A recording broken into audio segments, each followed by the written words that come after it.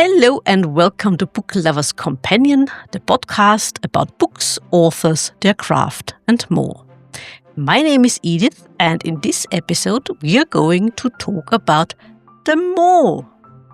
My guest is former indie book publisher and current owner of Conspire Creative, Sharon Woodhouse. Hello, Sharon, and welcome to Book Hi, Lovers Edith. Companion. Thanks for having me. Oh, thanks for being here, and thanks for being so accommodating. I had a little bit of trouble getting the times right, and let's hope the internet is holding up. Sharon, first major question. Tell our listeners, how did you get to where you are now? Well, I think the main thing is that I graduated with a philosophy degree and did not know how to get a job other than bartending. So I was freelance writing. I published one book, a travel book about Chicago, and I learned about self-publishing at the same time. It was the 90s, and so I learned desktop publishing. I did one book, and I learned a lot. I didn't make much money. But then I did another book for a friend of mine on Chicago's ghost story, the history behind Chicago's ghost stories, and the stories connected with key tragedies in Chicago history. And it was an instant hit. We made a deal that wasn't common back then. It was, if I make no money, she makes no money. But if I make money, she gets 50%. So in the first year, she made $50,000, which is not normal for an author, but it was enough to set me up and establish a local reputation. And no book made that amount of money that fast ever since. So that was just as an example. It was a lucky break. It set me up, and I just kept on publishing from there. I specialized for years in books on Chicago and Chicago history. At one point, I branched into other things.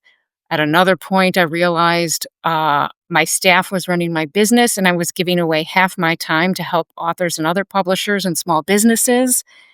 And so then when I had my son about 15 years ago, I realized how much time I was giving away for free. And that's when I started moving into paid consulting and coaching, project management. And I really now sort of customize in helping people solve their author and publishing problems. And a lot of that is based around starting businesses, taking an entrepreneurial approach, and things like that. So that's, I guess, a shorter version of how I got here. Interesting. What you said at the beginning, studying philosophy. That's usually the kind of study one would say, oh, it won't earn you a lot of money. It's same here in Europe, Although one has to admit that those studies are important, aren't they? I mean, the attitude towards those studies is different from country to country. Because in France, for example, philosophy is very important. In the UK, Sure. history is very important. Oh, interesting. Yeah, absolutely. And yes, it's not a money-making thing, but publishing is a step up. Not a big step up, but a step up. So maybe there is a natural connection there. Probably. People look down, or the politicians look down on Margaret Thatcher because she didn't read history when she was at university. She read chemistry. Oh, interesting. And then, of course, Angela Merkel was a chemist as well, wasn't she? Yes, indeed. Yeah, true. Can we see a pattern here? One wonders. A pattern of two. Yeah. It's a start. And you said you moved from indie publishing to your current setup, coaching, consulting, project managing, business support. And I also read it's important for you to help authors to reach their goal as an author, be it financial and non-financial. Can you at least a little bit elaborate on the non-financial part? Sure. Writing a book is a lot of work. Refining your craft as an author is grueling, and it really is an ongoing artistic endeavor.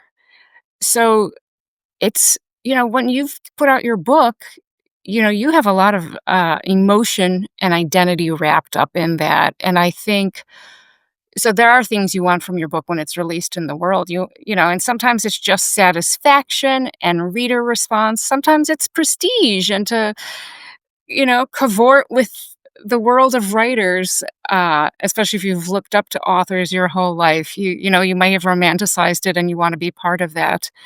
So I think those things are available to authors, uh, and you most get what you want with the entrepreneurial approach, is what I convince the average author. So we're not talking about the literary greats that go straight to the bestseller list. I'm talking about helping everybody else, and that there are clear-cut paths for those people to find success. And the entrepreneurial attitude makes a difference because it encourages you to get outside of yourself, to take risks, to think creatively, to think in terms of solving problems for others, or at least collaborating with others. So I think that just really helps with the non-financial goals as well. Mm. Yeah, that's absolutely true what you said, and this labor of love. And authors oftentimes only think about this aspect of their work. Sure. Yeah. Uh, but a lot of authors, especially the indie authors, often say when I talk to them, it's important to know that even as an author, especially as an author, especially as an indie author, you have to wear different hats. Right. And you are helping with the marketing hat. Yeah. Okay. And what about the phrase, or I heard, I think it was Jeffrey Deaver who said, he's writing for the market. He takes a look at the market, what is popular, what people want, what the readers want, and then he writes it. But what about those who say, I'm not looking at the market, I'm not writing for the market, I'm writing because mostly I write it because I want to read it? Sure. Sure.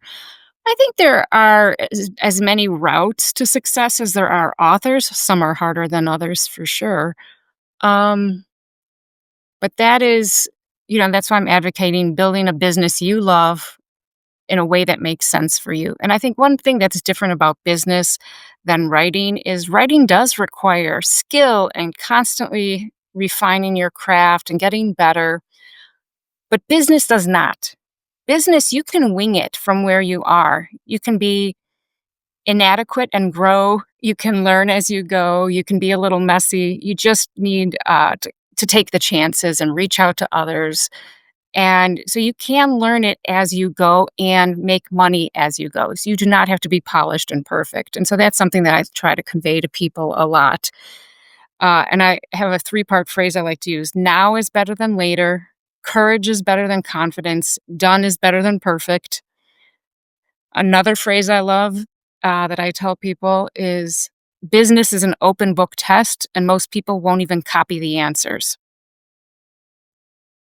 The information is out there, you copy it, and if it works for you, great. If not, you tweak it a little bit and try the next thing. And it's not as simple as that, but it's really not the amount of work and inner turmoil that goes into writing, even for good writers.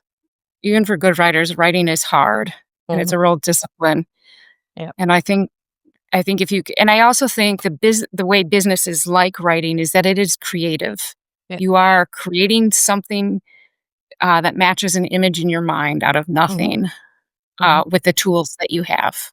Mhm. And there's just a lot more leeway than there is with literature, say, or writing Yeah. a nonfiction book based on your expertise. Mm. Interesting. And what would you say is the most important first step for someone who has started writing what he or she wants to read? Because, like I said, different hats, but some people or some authors are not really aware of that, or think, oh, well. Yeah, I think the first step is knowing that it's not too late to start, but start today. So if you're just writing your book, It's not, some people write their book, then look for a publishing or choose a publishing route, and then they market. No, I say you want from the beginning to be working all three angles. Even if it's just a little bit at a time, even if you're just learning everything, you do all three at once. That's what working authors do, and that's what I think beginners authors should do once they realize. Because there's so much marketing you can do. As an example, you can get your website started, you can start growing your social media following, you can think about how you're going to position the book in the market, the back cover copy, all the press releases, your events. You can research the media contacts, you can research influencers, you can start contacting people. There's 20,000 things you can do, and so there's no reason not to start immediately, because you'll never be caught up. So any early runway you have, matters. So that's what Hmm. I'd say. Mm-hmm. Mm-hmm. So sitting down and saying, "Oh, I have this book in my head, and let's just put it to paper or uh, put it into your computer or whatever people do these days," is not the only thing one should concentrate on from the beginning. If this person wants to get published or wants to get Right. his or her work of love, labor of love out there. So you have to be aware that there is not just the writing part, there is this marketing part, there is this word of mouth part, social media, and whatnot. Mhm. Do you think that people who decide to going the indie route, are they really aware of that? I think most authors, indie, hybrid published, or traditional published, are not aware of it. Mm. I think everyone tries to avoid it, and I think there are different ways they avoid it. So traditional publishers avoid it by saying, "My publisher will do it. If there's something I can do, my agent will tell me." I hear this all the time from people who should know better. They're on their 6th or 7th book, and they still pretend that's how it works, and it doesn't. So it's the same for everything. The big advantage for a publisher or an agent is the contract and the distribution that a publisher, but the burden of marketing and sales will always fall on the author. Mhm. And it's becoming even more so because indie authors interact with the public, so now the public expects that from all authors. Mm. They don't want to hear your representative on a podcast. They don't wanna see your representative on social media. They don't wanna get a piece of junk from your publisher. They wanna hear from you. Yeah. And that makes sense. Yeah. We're inundated with information, and when it comes to books and the authors we like to read, we wanna hear from them. We want Mhm. more, right? And Yep, I absolutely agree. And the interesting thing you just said, it's not even in traditional publishing this way, because I have also heard from a lot of traditionally published authors that say, I also have to do the legwork. I have to be on social media. I have to have my own website. I have to be present. I have to attend, like you said, blog interviews or podcast Mhm. interviews or whatever events are out there. Yeah, go on. Yeah, I mean, another thing, that's just true about the publishing business, at least in the US, is that it is mostly young people right out of college working in New York, say, and they were not around. They do not grow up in the world of in real life events and other things, or real life contacting of editors and publishers. They're still maybe trying to contact people through DMs on social media and things like this. And so you can never assume that the person helping you at a publishing company has enough experience or the depth or breadth of knowledge to be helpful to you. They might, they may, they're working in a constrained environment with their own budget constraints, and maybe even a lack of mentorship or a lack of institutional knowledge to support you. I mean, they're not learning it, so they can't help you as an author with that. And that I see a lot. So I have established authors who just can't even get straight answers from their publishing representatives. And I do not think it's malice or anything else. I think it's a lack of knowledge often. They think they know, most people in publishing have not even read the author contracts that they're talking about, so that they may not even know what their author is expecting. So, yeah, that is another thing. Has that changed over the years? You said most people in the publishing world these days are young, fresh from college, and they Mhm, don't know how the real world works. They live in their mhm. bubble, fresh out from school, and, you know.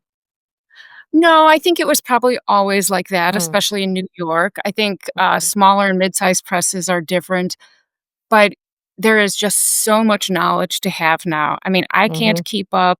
One thing I like Mm, about talking to different sorts of clients is how much I learn from them that they have learned okay. from other sources.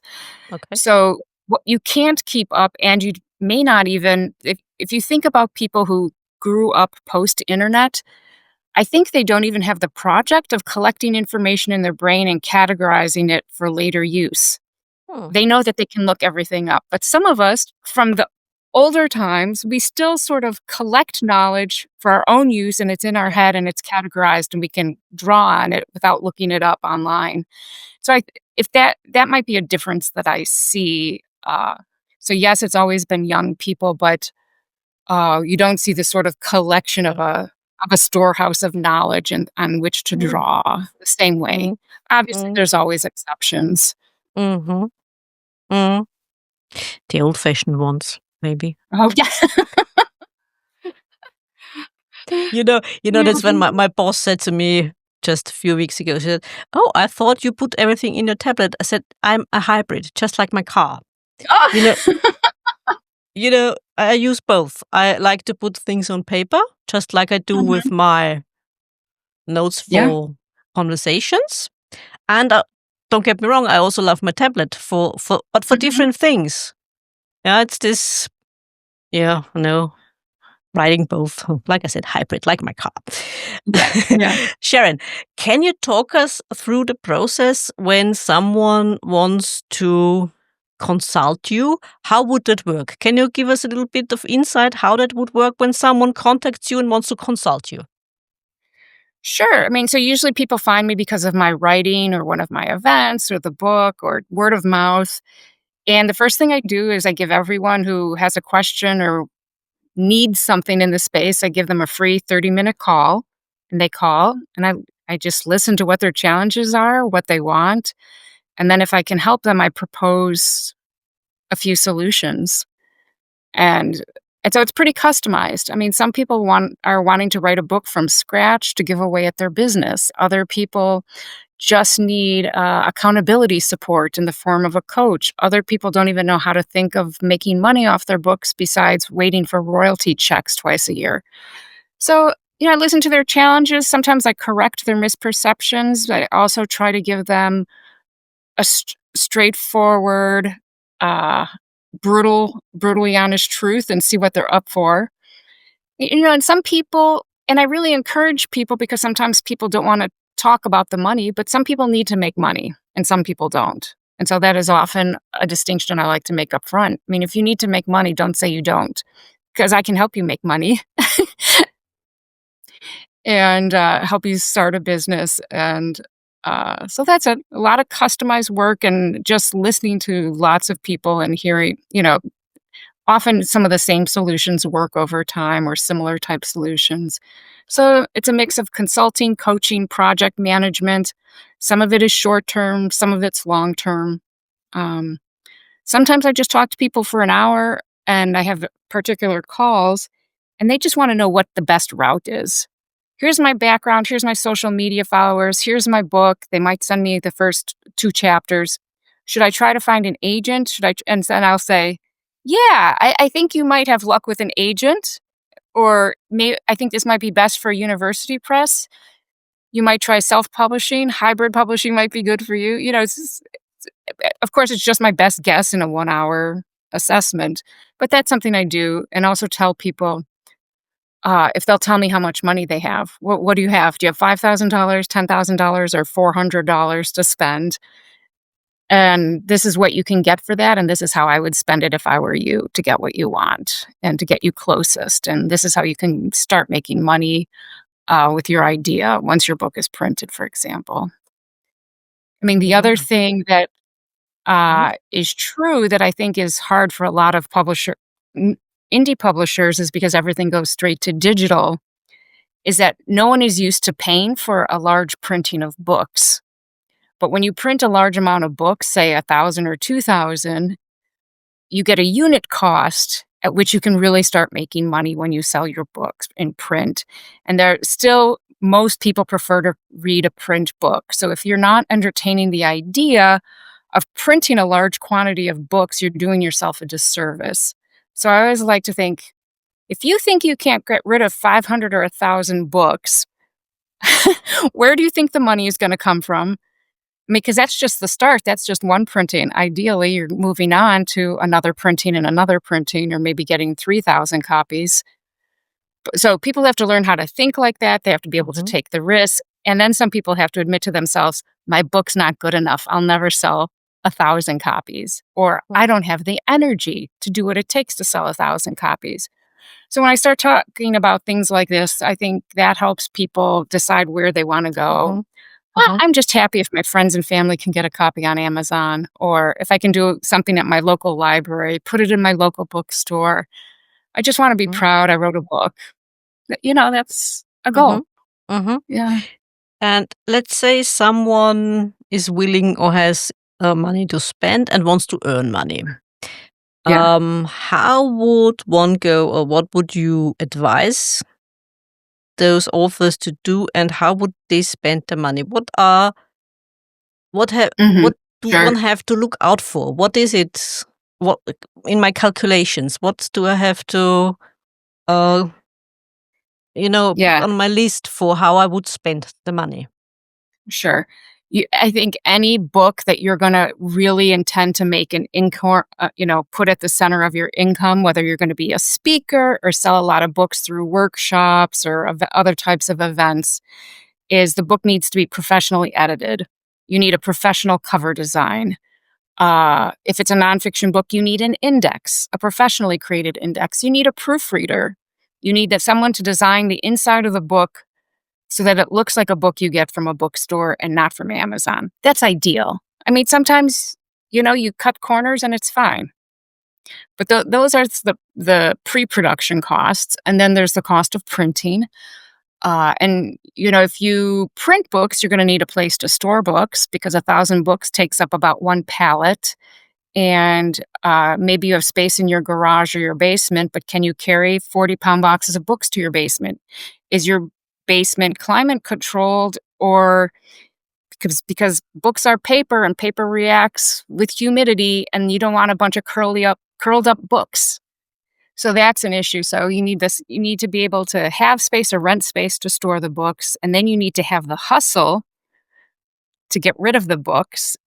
And not just, what a lot of people do is they waste time thinking about what to do. And so much time and opportunity is lost. You just have to start. You have to say, okay, I've got 1,000 books sitting in my basement. And now every day I'm going to do, you might have a job, so you don't have a business yet. So you have to say, I'm going to spend 1 or 2 hours in the morning or after work promoting my book, and not just tweeting, not putting little things on Facebook. It's calling people up. Can you try my book in your store? Pitching the reporter. Can you cover my story? This is what's interesting. This is why you should cover it. This contacting podcasters, developing an email list, setting up events at libraries and at stores, finding out who's going to pay you to do a presentation and what can you speak about that's interesting. And are you a good speaker, or should you polish your ability? It's a lot, but it's if it seems like a lot, I try to, again, encourage people. It's just business. It's not your craft. Just give it a shot. Add the polish as you go. Treat it as a hobby, even. It's a hobby. Then, so don't let it intimidate you. It's just something I'm going to learn. And there's all these parts. Um, so that's the thing, is the minute I would not spend money on marketing unless I had money to spend. And then I would just say you devote maybe 20% to whatever you take into marketing. So I like the Profit First method. It's a book written by a guy, Mike Michalowicz. It teaches you how to put this. You get your $200 from a store. You put 5% aside for profit. Now you're profitable because you set money aside for profit. Then you put aside the money for your taxes, so at the end of the year, you're not putting it on your credit card. You set aside money for your paycheck, even if it's small at first, because if you're not getting a paycheck, why are you doing this? You will never have a business if you don't get a paycheck. And then when you see what's left over, oh, maybe left over, I have 20% for marketing. That means, should I spend it on ads? Should I buy tote bags? Should I buy postcards? Should I get a table at the local book fair? And then you'd say, okay, maybe I should spend it on the table at the local book fair because that's the only thing I have money for. And it's the only thing that's going to generate a return. So I think I like to teach people just some business basics to help with the decision making. Or how would you know? How would you would, unless you knew, oh, you're right, I set aside profit, then I'm profitable. And then I work on growing everything else. I don't have money for marketing, so that's easy. No Facebook ads. They don't work anyway, or whatever. So there's a sort of discipline, and I think there's a lot that you can just make up as you go along, but there's other things that like this profit first concept that I think are really useful. They just give you some important structural components that you can build off of. Yeah, there's a lot to think about. A lot of Yep. things you have to keep. A lot of things you have to keep in mind. Do you think that now it's so more or less easy to publish your book? Well, Mhm. let's say Amazon. Yeah. It's not just a big baddie. I mean, let's be honest here. Without Amazon, we in Austria wouldn't get so many good Right. Right. English books, for example. Um, do you think it's a bit misleading, this ready availability of getting your book published, getting it out there? Yes, it's misleading for a lot of people, but it shouldn't be because we are also able to gather as much information as we need to make a good Mm, decision. I mean, that's something that's available to us now with the internet, with hundreds of thousands of other authors having gone before. yeah. And it's surprising how many people will call me and pay for my time, and it's clear that they have never even Googled their questions. So they have the internet at their fingertips, uh, and they don't even have the slightest idea. They don't know how agents work. They've never heard of a book proposal. They think they're gonna call a publisher up on the phone and just give them an idea and see if they can get a contract from their idea. It's like, "Oh my gosh, if you can't write a book proposal, how are you gonna write a book?" Or, they don't even know they're competing against, 500 people this week if they submit or whatever it is. So, yeah, it's misleading, but there's two things that are interesting. I think there's a whole group of people that think the entire world is, scamming and people trying to take their money. Mm, And then there's others who haven't done anything, and it's just like, well, it's not. I mean, to me, it's straightforward who is a scammer and who's not. mhm, If it mhm. smells like a scammer and it sounds like a scammer, it's a scammer. But if it's someone offering you a service like editing or book cover design, just because you don't wanna spend it doesn't make it a scam. I think a lot of people come to that conclusion. "Why should I pay you?" I hear this a lot. "My girlfriend's a teacher. My wife's an English professor." Those people aren't book editors. No matter what their skill level is in their field, Yeah, they are not yeah. book editors, and, uh, so those are some of the things that I encounter Mm, in that regard, yeah. yeah. And all those steps you just mentioned, you also mentioned a little bit about fiction and nonfiction. Does it differ a lot if I want to publish fiction or nonfiction and how to go about it? Or is it mainly the Yeah, there is same? a difference. There's different audiences naturally for fiction and nonfiction. And for nonfiction, I think nonfiction is a little easier. You can just be a solid writer with really good content and you can write a nonfiction book.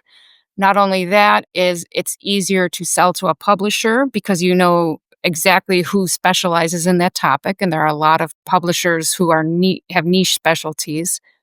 So it's easier to Yeah, get it out yeah, it's there. easier to get out nonfiction, and it's a little bit easier to make money off of because there's kind of a you're an expert in something, and so you can teach it, you can write about it, you can give workshops, coach, consult.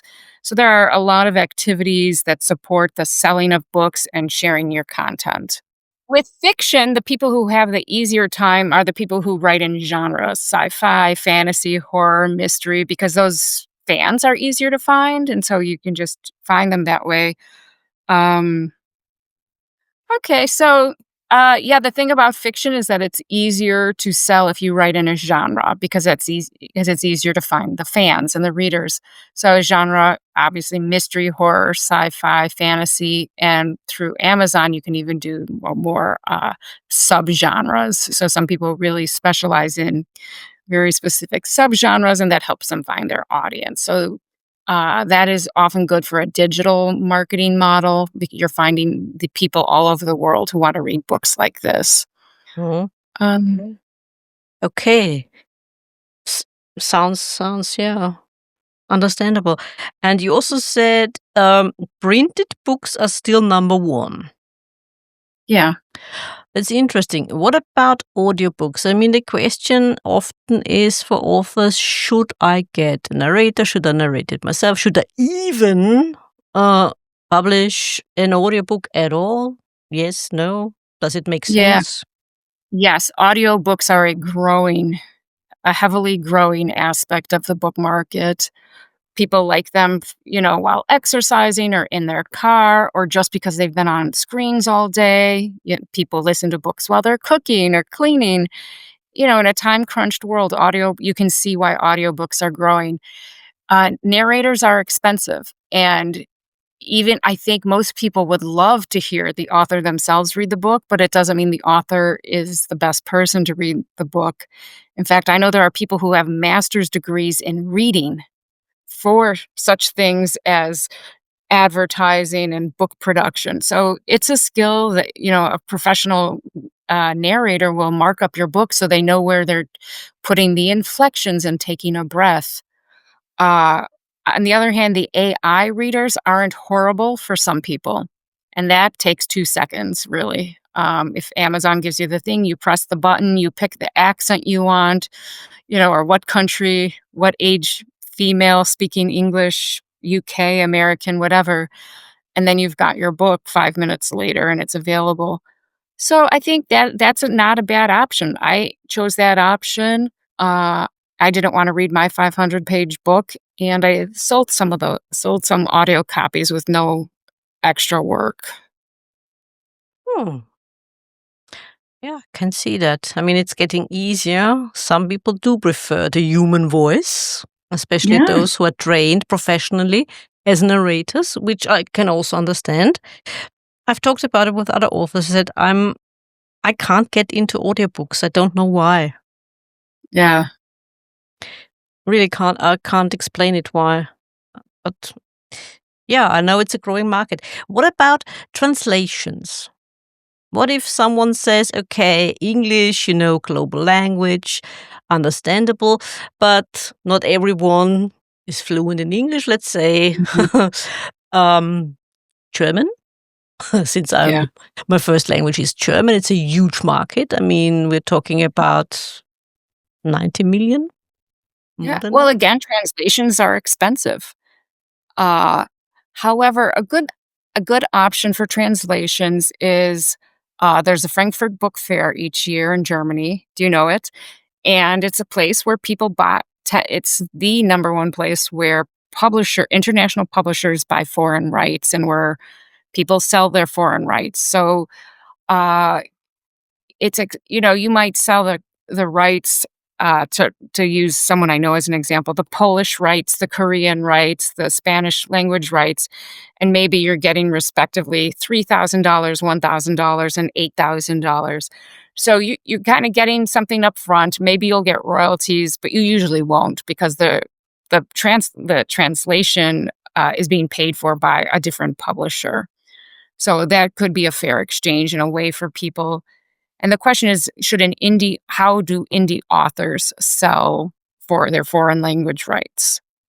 Since they own all the rights, they may have more flexibility. So if a publisher sells rights, it's a 50-50 split usually. So if there's an $8,000 paycheck, it's 4,000 for publisher, 4,000 for the author. Mm-hmm. So perhaps that gives an indie author some negotiating room. And I know people who have contacted foreign language publishers just by email and have been contacted by foreign language publishers who said, we want to publish more books in this topic. Mm-hmm. Yeah. Like I said, I mean, the German-speaking market is very big. Right. Yeah. So something to keep in mind. The authors. I prefer the regional version, but those who like to read the translations, I mean, why not? Especially the indies. I mean, I'm fortunate since I do read in English. I'm fortunate. I can read them whenever I like. Yeah, and therefore I'm glad about Amazon. Otherwise, how would I find them? How would I get them? So, what percentage of books do you read in German, and what % in English? 0.1% in German, probably these days. I don't know. No. Okay. Yeah. No. It's a lot. It's a lot in English. Yeah, mostly in English. Yeah.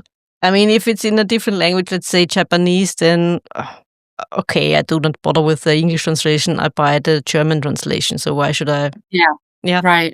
And otherwise, not so many books in German these days. To be quite honest, mostly English, and from fiction to non-fiction, all kinds of genres, actually. Especially since I've started a podcast, and in the non-fiction sector, mostly history. Okay. Yeah, so that's what I like. And let's say my question is, those who got it right. For example, one of my favorite examples is 50 Shades of Boredom. Okay, what did this person write? I mean, it all started out with fan fiction of, I mean, seriously, but what did she do right? Why this huge success from your point of view? Can you give us an idea what? Yeah, I'm not overly familiar with that, but I think my guess is that she was successful because she had a lot of fans online before she was traditionally published. So she could deliver built-in customers to a publisher, and it's the genre she's writing in, right? And it's the kind of genre that people might not be holding the book on the train while they read. They want it on a Kindle, so you don't know what someone's reading. I mean, that's real. I mean, romance books, for instance, even stuff that's not racy or those are very commonly purchased for Kindles. Readers can really go through those books really fast, and so they're not buying the print copies. They're buying a cheaper digital copy for $5 or $10, and storing them on it. So on their long commute, they can always call up a new romance novel, as an example. A bit like fast food.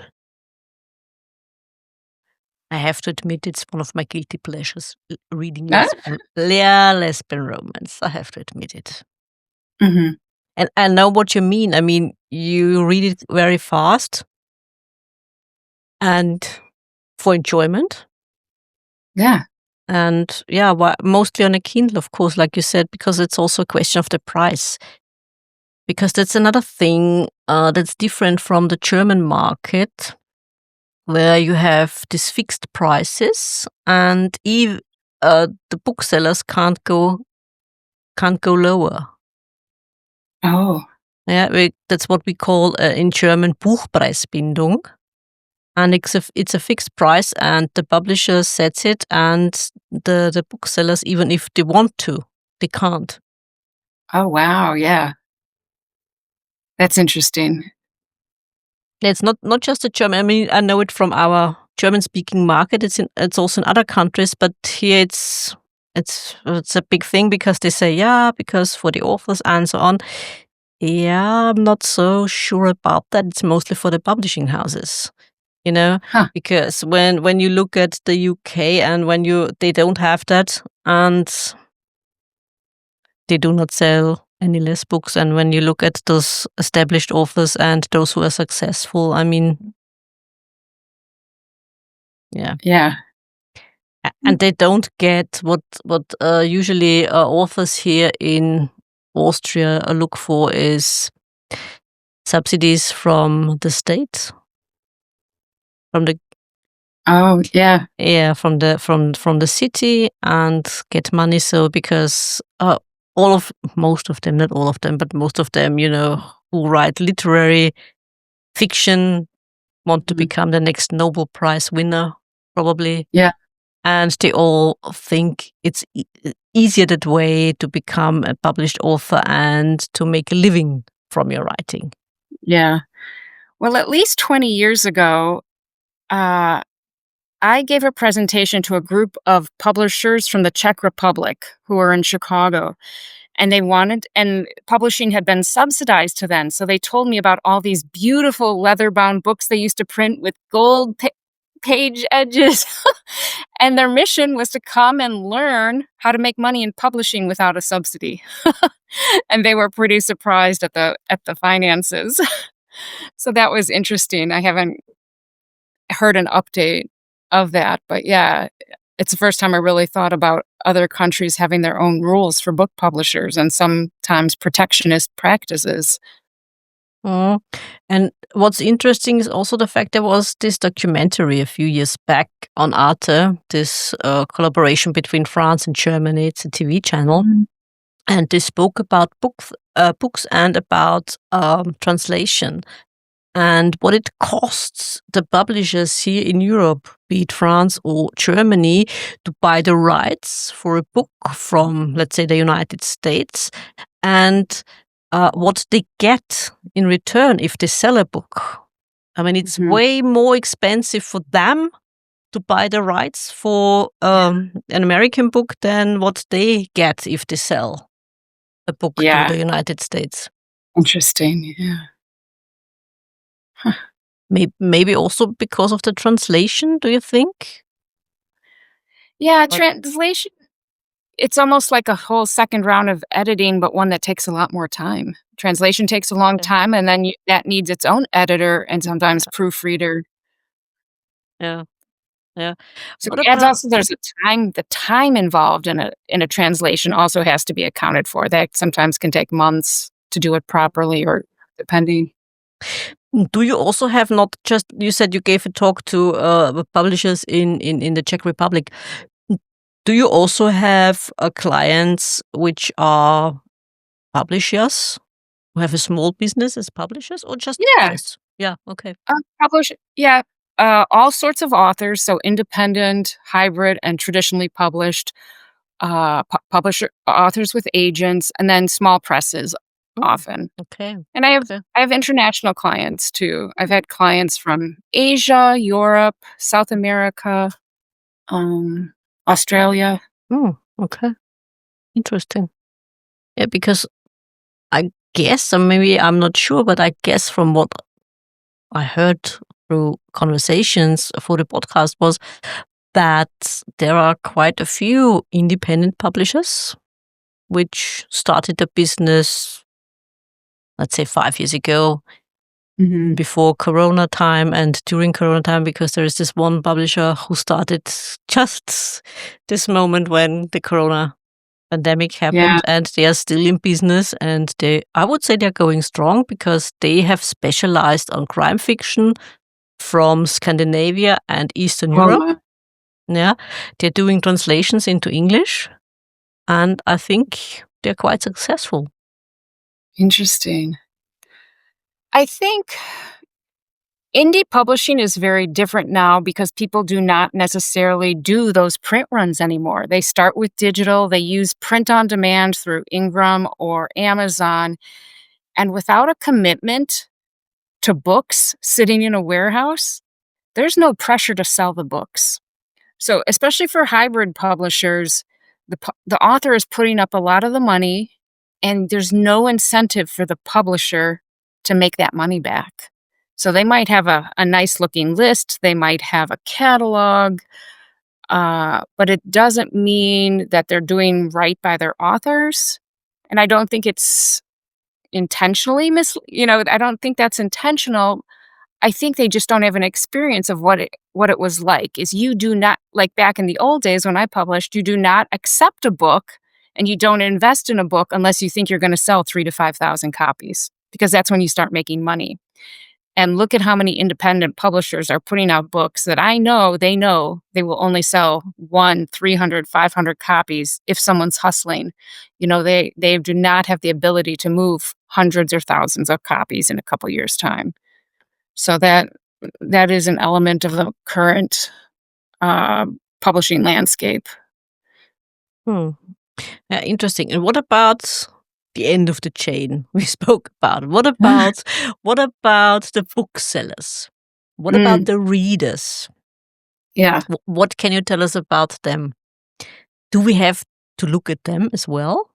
Like I said, Huh. Jeffrey Deaver said, writing for the market, writing for the Yeah. reader, what they want. I mean, what about the Huh. booksellers? Well, one thing is people are reading shorter books than ever before. People are buying books that they don't read because they don't have the time or attention span. S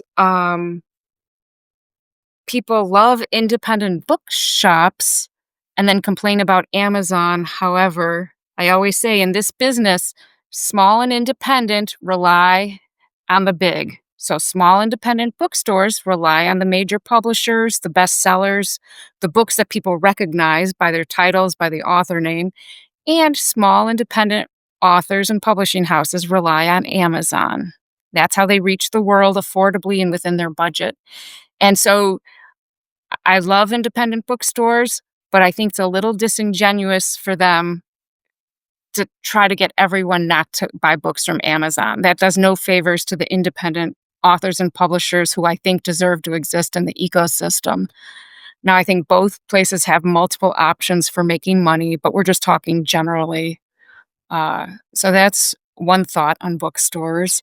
And readers, I don't know. I find readers to be very either people know what they like and they just keep buying in that genre, the people who buy the military thrillers or certain types of history books or just the bestsellers, so they have cocktail party talk. And other people are really eclectic. They'll buy from indies, they'll buy from Amazon, they buy from the bookstore, they borrow from their friends, they give their own books away. They're just readers. They love books and they're going to give, all sorts of books a try. Mm, I just mean, like I me too think one sometimes. Yeah. Yeah, I think one thing we all need to do is just encourage reading more, because if reading goes Absolutely. away, then our business goes away. Yes, And absolutely. And knowledge goes away and creativity goes away and the whole right, vo- the idea mm, of extending ideas over 2 to 300 to 400 pages, I think that matters, that yeah. to be able to. Yeah. Yeah. Yeah. But what about, you mentioned at the beginning, the shorter books? I mean, it's not Mhm, just about not having enough time. I mean, of course, we are busy. Our jobs are busy. mhm. Yeah. Family life is busy. But still, do you think, I've asked authors as well, do you think it's a bit to blame on social media that our attention span has shortened? Yeah, social media, clickbait headlines, feeling like you feel like you've read the news when you've read the headlines, Yeah. even when you know they're misleading. Uh, and yeah, I mean, I think all sorts of things, but right, we're just too busy.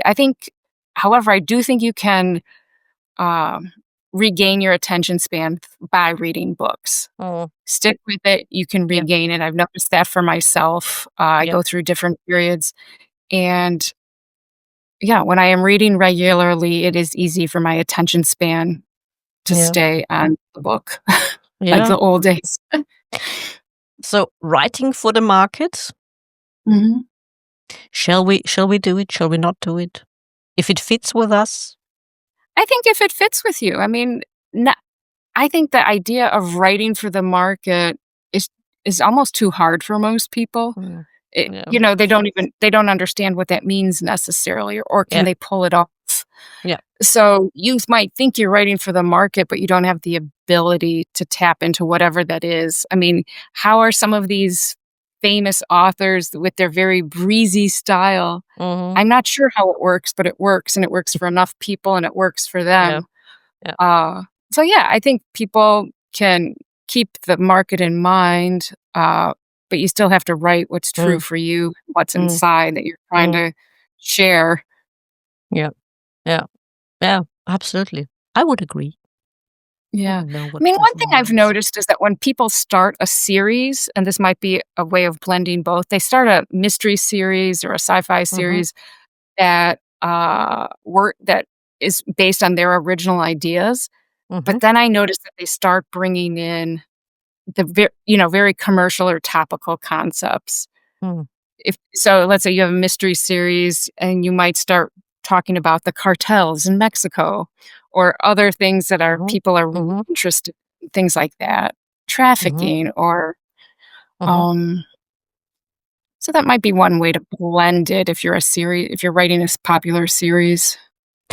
And what would you say about blending in or putting in science in the books? Because that's also sometimes a question with authors.